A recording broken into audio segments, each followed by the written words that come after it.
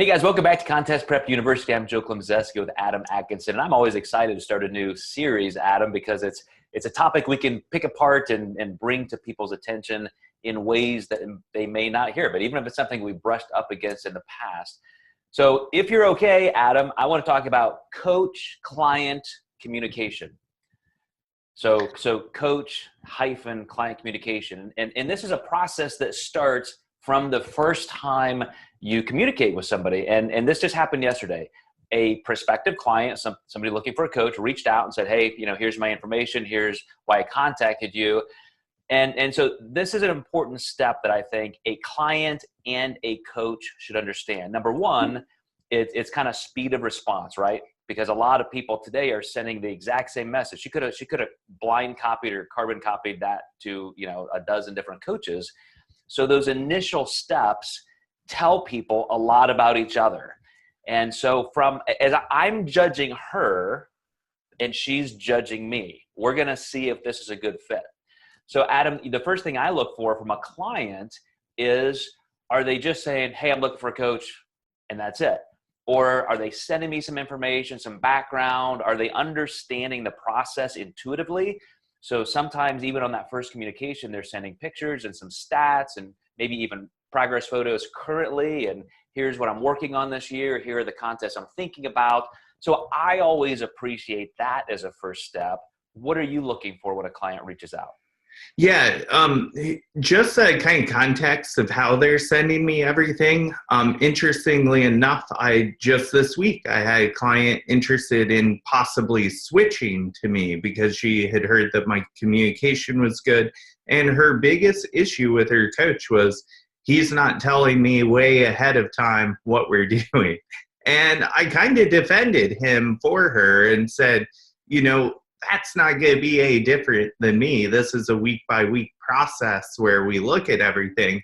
We can kind of summarize where things are possibly going, but I can't give you exact steps. And I said, I'd be really concerned if your coach told you how the whole prep was going to go, because then they just don't have an adaptive method of coaching.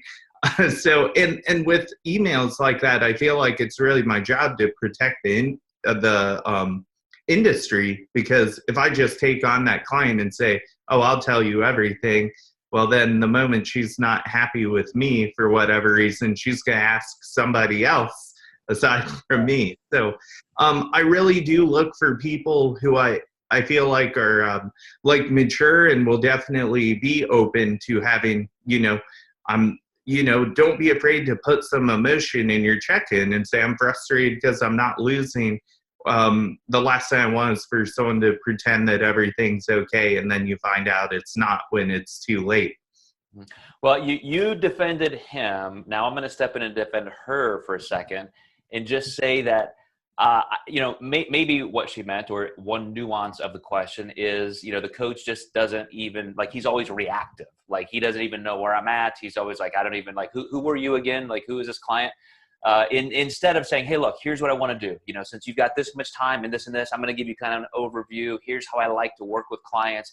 Just some level of comfort, I think, is helpful. So just like we are judging that client a little bit, and we're creating a little bit of a persona, we're getting a picture, mental image of who they are. They're going to do the same thing on how they perceive our response.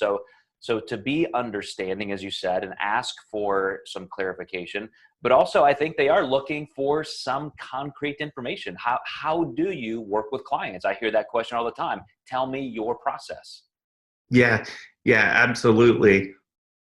So when this happens, this is the first step. What I want to do for the rest of this series is go through step by step.